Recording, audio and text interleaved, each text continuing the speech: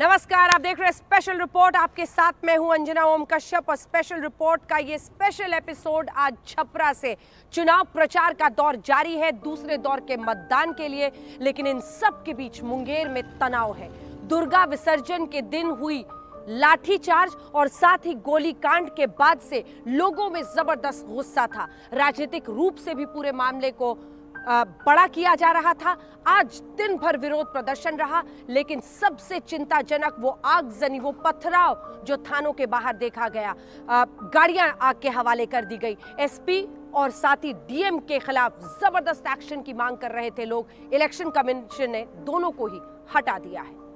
बिहार का एक शहर ये मुंगेर है। आप देख सकते हैं बीच सड़क पर गाड़ियां फूंक की लपटें और काला धुआं आसमान में छाया हुआ है। लोगों ने थाने पर धावा बोल दिया। पुलिस चौकी में आग लगा दी गई। एसपी ऑफिस पर हमला हुआ। टायर जलाकर रास्ते बंद कर दिए गए। मुंगेर में दुर्गा विसर्जन के दौरान पुलिस फायरिंग में हुई एक युवक की मौत के बाद कोहराम मचा हुआ है। गुरुवार को तो जैसे पूरा मुंगेर शहर ही धधक उठा। सैकड़ों की संख्या में लोग शहर में प्रदर्शन करते हुए पहले किला परिसर में एसपी ऑफिस पहुंचे। यहां भारी तोड़फोड़ की। इसके बाद आक्रोशित और उग्र लोगों की भीड़ किला परिसर से निकलकर कोतवाली थाना और फिर सड़कों पर प्रदर्शन करते हुए पूरब सराय थाने पहुंचे। वहां पुलिस वाहन में आग लगा दी गई। मुंगेर के हालात इतने बिगड़ गए कि सड़कों पर तैनात पुलिस वाले भी जान बचाकर इधर उधर छिप। बवाल बढ़ा तो डीआईजी मनु महाराज ने पूरी टीम के साथ कमान संभाल ली और किसी तरह माहौल को शांत कराया गया और पूरे शहर में फ्लैग मार्च शुरू हो गया। हम पहले भी अपील कर चुके हैं, शांति से रहें। जो भी स्थिति है उसको नियंत्रण में किया जा रहा है। उपद्रवी तत्व जो है वो बीच में नहीं आए और क्षति ना पहुंचाए। जो कार्रवाई होनी चाहिए वो हम लोग करेंगे, जांच होगी सब भी। कोई भी उपद्रवी तत्व ना आए और लोग उसका भीड़ का पार्ट ना बने। सर, कितने थानों को जला गया, क्या क्या क्षतिग्रस्त गया है सर? 2 थानों, 3-4 थानों के क्षतिग्रस्त होने की सूचना है। उसका आकलन अभी किया जा रहा है। सर कितने लोग घायल हुए हैं इसमें? पुलिसकर्मी कितने घायल हुए हैं सर? अभी हम आकलन करेंगे, कुछ भी है। ठीक है सर। फिर आपको उपद्रवी पर कोई कार्रवाई सर? उपद्रवी पर कोई कार्रवाई निश्चित रूप से चिन्हित करके कार्रवाई होगी। वीडियो फुटेज भी आया है। सब लोग इस तरह की जो घटनाएं बर्दाश्त नहीं की जा सकती। मुंगेर की इस हिंसा पर चुनाव आयोग भी एक्शन में आ गया। मुंगेर के डीएम और एसपी लिपि सिंह को हटा दिया गया। तो वहीं एडीजी ने बताया कि पूरे मुंगेर कांड की जांच तेजी से की जा रही है।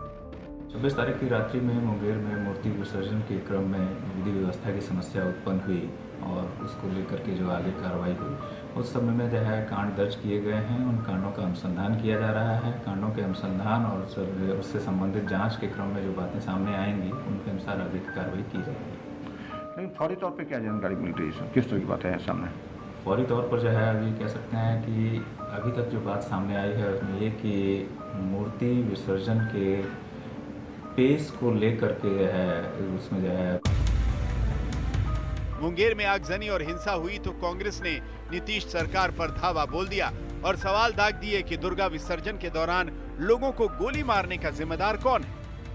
जब कभी भी दुर्गा पूजा होती है, लोग भसान करने के लिए जाते हैं, उसमें आप उनको नहीं जाने दे रहे। उनके ऊपर गोलियां चल रही हैं, लोग मर रहे हैं, छोटा बच्चा मर गया, उसके माँ का दर्द इनको क्या पता? जो लोग केवल झूठ फूस पर ही जीते हों वो किसी माँ का दर्द नहीं समझ सकते। जिस माँ ने दूध पिला के एक बच्चे को बड़ा किया हो, संभवतः इनके अंदर वो सीना नहीं है, इनके अंदर वो भावना नहीं है जो समझ सके कि क्या हो। हम आपको बता दें कि 26 अक्टूबर की रात दुर्गा विसर्जन के दौरान पुलिस और लोगों के बीच खूनी भिड़ंत हो गई। इसके बाद लाठीचार्ज और फायरिंग हुई, जिसमें अनुराग पोद्दार नाम के एक शख्स की मौत हो गई। सोशल मीडिया पर मुंगेर का यह वीडियो खूब वायरल हुआ और अब उसी का गुस्सा मुंगेर की सड़कों पर फिर से दिखाई दिया। मुंगेर के लोग पुलिस पर भड़के हुए हैं और आरोप लगा रहे हैं कि पुलिस ने भीड़। इधर मुंगेर कांड की जांच मगध डिवीजन कमिश्नर को दी गई है, जो 7 दिन में अपनी रिपोर्ट सौंपेंगे। साथ ही मुंगेर में नए एसपी और डीएम की तैनाती कर दी गई है। गोविंद के साथ रोहित सिंह, मुंगेर, आज तक। मुंगेर में आज क्या हुआ? चुनाव आयोग ने जो कदम उठाया वो तो आपने इस रिपोर्ट में देख लिया, लेकिन अब आपको दिखाते हैं सियासत का वो चेहरा जो ऐसे संगीन घटना के बाद से अपने अपने तरीके से पूरे मौके को भुनाने में जुट गया है। चाहे वो तेजस्वी यादव हो, चाहे वो कांग्रेस पार्टी की तरफ से रणदीप सुरजेवाला हो, चाहे वो चिराग पासवान हो, पप्पू यादव हो, हर कोई इस मुद्दे के सहारे न सिर्फ नीतीश सरकार बल्कि अब प्रधानमंत्री मोदी तक पर निशाना साध रहा है। बिहार में पहले नौकरियों की राजनीति चली। पहला कैबिनेट मीटिंग में, पहला मंत्रिमंडल की बैठक में मेरा पहला कलम चलेगा तो एक साथ देश के इतिहास में पहली बार 10 लाख नौजवानों को सरकारी नौकरी। उसके बाद सियासत जंगल राज के युवराज तक पहुंच गई। कोरोना से लड़ने के लिए खास तौर पर जो योजनाएं शुरू की गई हैं, आप सोच सकते हैं अगर ऐसी टोली आई तो इन पैसों का होगा क्या। जंगल राज के युवराज बिहार की जनता की, और मैं मानता हूं ये जंगल राज के युवराज से बिहार की जनता पुराना ट्रैक रिकॉर्ड के आधार पर और क्या अपेक्षा कर सकती है। लेकिन अब राजनीति बिहार के मुंगेर कांड की तरफ घूम गई है। दुर्गा विसर्जन के दौरान मुंगेर के लोगों पर गोलियां बरसी तो बिहार में जनरल डायर की एंट्री हो गई। जी हां, वो जनरल डायर जिसने 13 अप्रैल 1919 को बैसाखी के दिन अमृतसर के जलियांवाला बाग में 10 मिनट तक 1650 गोलियां चलाई थी। जी हां, ब्रिटिश आर्मी का सबसे क्रूर जनरल माइकल ओ डायर। अब तेजस्वी सीधे नीतीश कुमार पर बरस रहे हैं और मुंगेर पर जनरल डायर की राजनीति कर रहे हैं। जो डबल इंजन सरकार का भूमिका पूरी तरीके से रही है। हम तो जानना चाहते हैं कि ट्वीट के अलावा सुशील मोदी जी ने क्या किया है, और जनरल डायर बनने की अनुमति किसने दी। हम राज्य सरकार के गृह मंत्री से, राज्य के उप मुख्यमंत्री बीजेपी के नेता से पूछना चाहते हैं कि जनरल डायर बनने की अनुमति किसने दी। महागठबंधन के लोग जिस तरह की बयानबाजी कर रहे हैं यह समझ से परे है। ऐसे लोग लॉ एंड ऑर्डर पे इतना चिल्लाते हैं जिन्होंने बिहार में लॉ एंड ऑर्डर को ध्वस्त ही कर दिया था।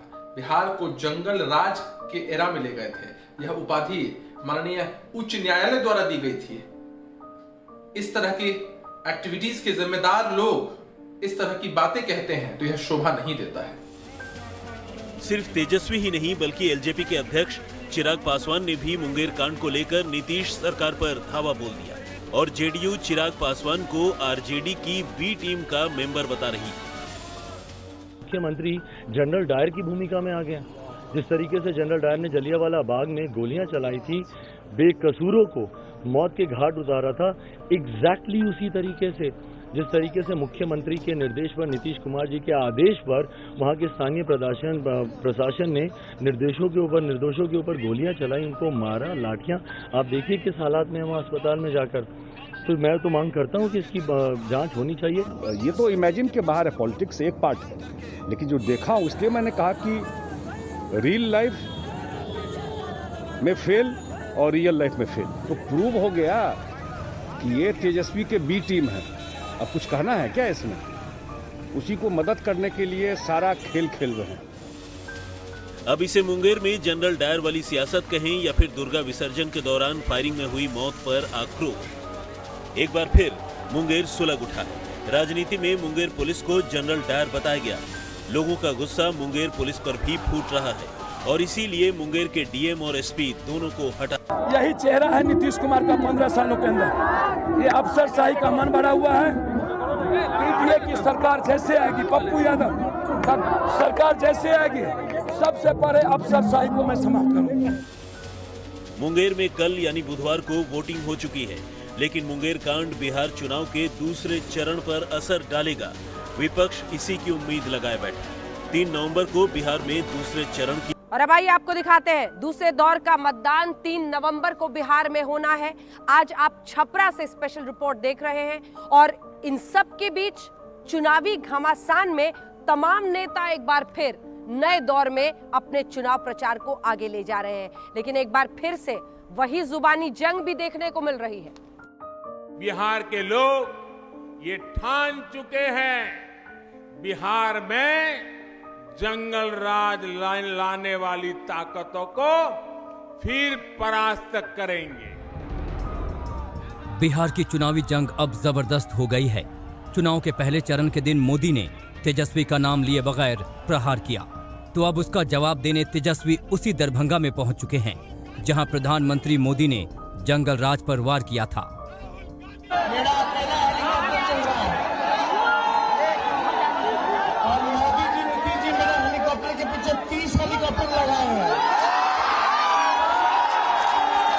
लेकिन हम ठेठ बिहारी हैं। कहावत है ना, एक बिहारी सब पर भारी। मोदी के प्रहार का जवाब तेजस्वी जरूर दे रहे हैं, लेकिन तेजस्वी के निशाने पर नीतीश कुमार हैं। वो घूम घूम कर नीतीश कुमार पर धावा बोल रहे हैं और ठेठ बिहारी का नारा लगाकर नौकरियों का वादा कर रहे हैं। देखिएगा भाई, एकजुट रहना है। हम सरकार बनाने जा रहे हैं, सरकार बनाने जा रहे हैं और हमने फैसला लिया है मुख्यमंत्री बनते ही अगर मेरा पहला कदम चलेगा, पहला मंत्रिमंडल के बैठक में देश के इतिहास में पहली बार एक साथ 10 लाख नौजवान के सरकारी नौकरी। न कोई जानकारी है कि कहाँ होगा। आजकल हम देखते कहता है आप पैसा कहाँ से लाओगे, जिसके चलते अंदर गए उसी पैसा से होगा। तेजस्वी जिस दावे के साथ नौकरियों की बोली लगा रहे हैं, उस पर प्रधानमंत्री मोदी ने तेजस्वी के नौकरी वाले वादे पर भी प्रहार किया था। सरकारी नौकरी तो छोड़िए, इन लोगों के आने का मतलब है नौकरी देने वाली प्राइवेट कंपनियां भी यहां से 9-2-11 हो जाएगी। बिहार चुनाव में तेजस्वी का जोश इतना हाई है कि आरजेडी ने नीतीश कुमार को रिटायरमेंट लेने की सलाह दे दी है। बिहार की वर्तमान दयनीय अवस्था के प्रमुख कारण और बिहार के युवाओं खलनायक नीतीश कुमार जी के सामने नौकरी शब्द का नाम लो तो काटने को दौड़ते हैं, युवा शब्द कहो तो लाठीचार्ज करवाते हैं। अब नीतीश बाबू दिशाविहीन, संकल्प विहीन, शक्ति विहीन, युक्ति विहीन हो गए हैं। अब उन्हें रिटायर करें। सब लोग जानते रहो कि नीतीश कुमार जी भाषण देले बारे, घूम घूम के कहते रहे कि बिहार में समुंदर नहीं ना है, लैंडलॉक्ड स्टेट है, जमीन से घिरा हुआ है, इसलिए कारखाना नहीं लग सकता।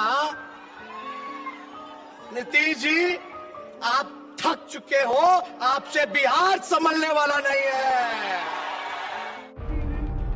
बिहार चुनाव के नतीजे 10 नवंबर को आएंगे।